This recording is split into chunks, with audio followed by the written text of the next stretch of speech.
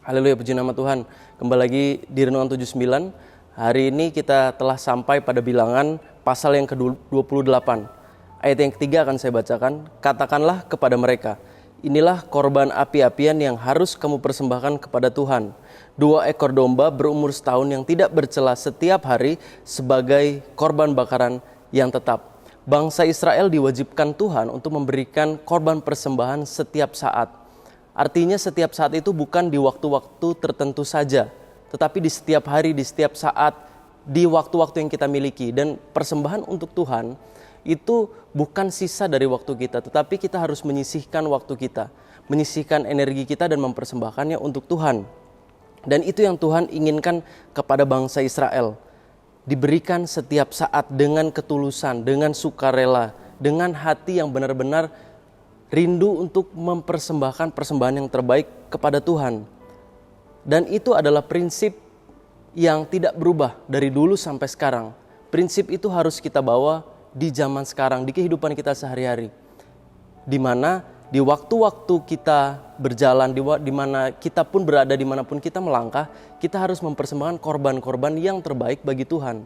Korban-korban yang terbaik bagi Tuhan seperti yang kita tahu tidak hanya berupa material, tetapi juga bisa berupa pujian, bisa berupa doa, kasih kepada sesama dan menjauhi kejahatan, menjauhi dosa. Itu adalah korban-korban yang terbaik yang bisa kita berikan kepada Tuhan.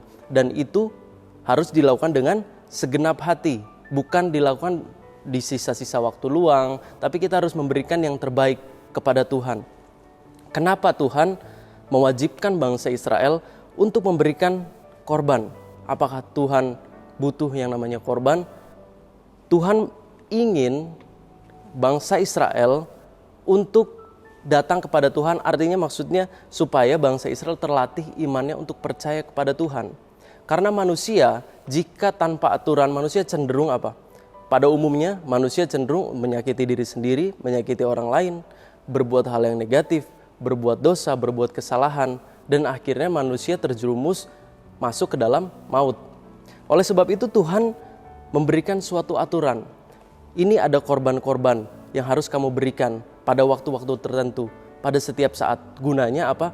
Supaya manusia tahu bagaimana caranya mendekatkan dirinya kepada Tuhan. Oleh sebab itu Tuhan mewajibkan bangsa Israel untuk memberikan korban. Atau seperti ini, seperti waktu kita di sekolah. Di sekolah kita diwajibkan untuk datang setiap hari. Tujuannya bukan untuk mengekang para siswa-siswi, tetapi untuk supaya siswa-siswi itu disiplin masuk ke dalam sekolah untuk diberikan pelajaran sama seperti Tuhan. Jika tanpa aturan kita tidak akan pernah merasakan hadirat Tuhan, kita tidak akan pernah merasakan berkat Tuhan, kita tidak akan mengerti siapa Tuhan, kita tidak akan benar-benar mengasihi Tuhan. Oleh sebab itu Tuhan memberikan aturan karena Tuhan baik. Karena Tuhan tahu tanpa aturan manusia pasti akan hidupnya akan berantakan. Oleh sebab itu aturan Tuhan, kenapa Daud berkata, Tauratmu itu sangat kucinta. Karena Daud mengerti bahwa tanpa Taurat Tuhan, tanpa firman Tuhan, dirinya pasti akan jatuh ke dalam dosa. Oleh sebab itu dia melihat bahwa kebenaran firman Tuhan, perintah-perintah Tuhan itu adalah suatu kebaikan. Dan seperti itulah harus kita melihat perintah-perintah Tuhan. Aturan-aturan yang Tuhan berikan, kita melihatnya sebagai suatu kebaikan. Dalam Lukas 18 ayat yang pertama, Tuhan mewajibkan orang-orang untuk berdoa setiap hari. Berdoa dengan tidak jemu, setiap saat dengan sekuat tenaga. Dalam ayat yang pertama, Yesus mengatakan suatu perumpamaan kepada mereka untuk menegaskan bahwa mereka harus selalu berdoa dengan tidak jemu-jemu. Nah, di sini Yesus ingin mengatakan suatu perumpamaan kenapa doa itu tidak boleh dipaksakan. Doa itu harus dengan sukarela, tidak jemu-jemu, harus dengan penuh dengan semangat berdoa. Pada perumpamaan yang akan diberikan Tuhan Yesus itu diceritakan tentang ada seorang janda dan ada seorang hakim yang jahat. Hakim yang jahat ini dia tidak memperdulikan orang, dia tidak memperdulikan orang lain, hak orang lain. Dia adalah hakim yang jahat. Nah, tetapi janda ini dia setiap hari mendatangi hakim tersebut, ingin supaya perkaranya dibela, ingin mendapatkan pertolongan.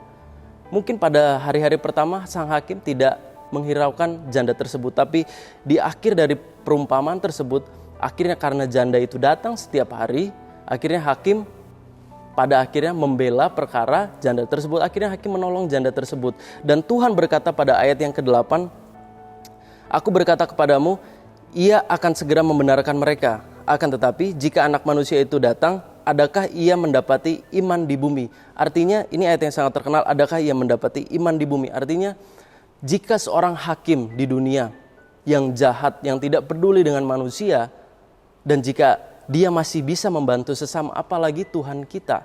Apalagi Tuhan kita yang maha kuasa, penuh dengan kasih, dia penuh dengan kebaikan, apalagi dia. Jika kita datang setiap hari kepada Tuhan, maka Tuhan akan memberikan yang terbaik bagi kita.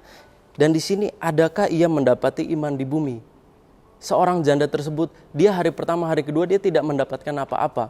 Artinya apa? Kalaupun keadaan kita sekarang masih dalam keadaan susah, masih dalam keadaan kesengsaraan, kita masih bergumul dengan banyak sekali macam persoalan yang kita harus pikul. Tetapi kita harus tetap datang kepada Tuhan, bersyukur kepada Tuhan, memberikan pujian yang terbaik kepada Tuhan. Menjauhi dosa, memaafkan sesama, mengasihi sesama, memberikan korban persembahan berupa material ataupun energi, pikiran, berdoa, menyanyikan puji-pujian. Kita tetap melakukan hal tersebut karena apa? Kita beriman kepada Tuhan yang benar. Suatu saat Tuhan akan memberikan yang terbaik bagi kehidupan saudara dan saya. Adakah ia mendapati iman di bumi ini? Tidak tergantung kondisi kita, tidak tergantung apa yang kita miliki. Bersyukur kepada Tuhan itu harus keluar dari dalam hati. Oleh sebab itu Tuhan menetapkan suatu aturan bahwa setiap hari kita harus datang kepada Tuhan, setiap hari kita harus menyembah Tuhan, setiap hari kita harus berdoa kepada Tuhan. Jadi inti dari renungan pada hari ini adalah kita harus terus berdoa. Jangan hilang iman kita kepada Tuhan. Apapun yang kita alami hari-hari ini, apapun persoalan apapun yang menimpa kita, walaupun itu tampaknya seperti seolah-olah Tuhan tidak ada di sebelah kita, di samping kita, seperti seolah-olah kita sudah minta tolong berteriak-teriak kepada Tuhan, walaupun seolah-olah Tuhan tidak menjawab doa kita, tetapi tetap datang kepada Tuhan. Buktikan bahwa kita kuat dalam iman. Seperti pertanyaan Tuhan Yesus, adakah ia mendapati iman di bumi? Katakan kepada Tuhan, dapati iman saya Tuhan. Itu yang Tuhan mau. Ketika kita dalam masalah, apapun pergumulan kita tetap kuat dalam Tuhan. Suatu saat percaya kepada Tuhan bahwa Tuhan Yesus itu baik dan Dia akan memberikan yang terbaik bagi saudara dan saya. Puji nama Tuhan, kita akan berdoa. Terima kasih Tuhan, terpujilah nama-Mu.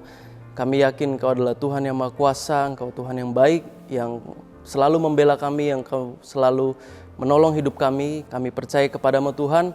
Bantulah kami, berikan kami kekuatan untuk tetap bisa berjalan dalam iman. Ya Tuhan, betapa mulianya nama-Mu di seluruh bumi, keagungan-Mu yang mengatasi langit dinyanyikan. Dari mulut bayi-bayi dan anak-anak telah Kau letakkan dasar kekuatan. Terima kasih Tuhan, terpujilah nama-Mu, Engkau yang memberi kekuatan kami semua, Engkau yang memberkati kami semua. Dalam nama Tuhan Yesus Kristus, haleluya, amin.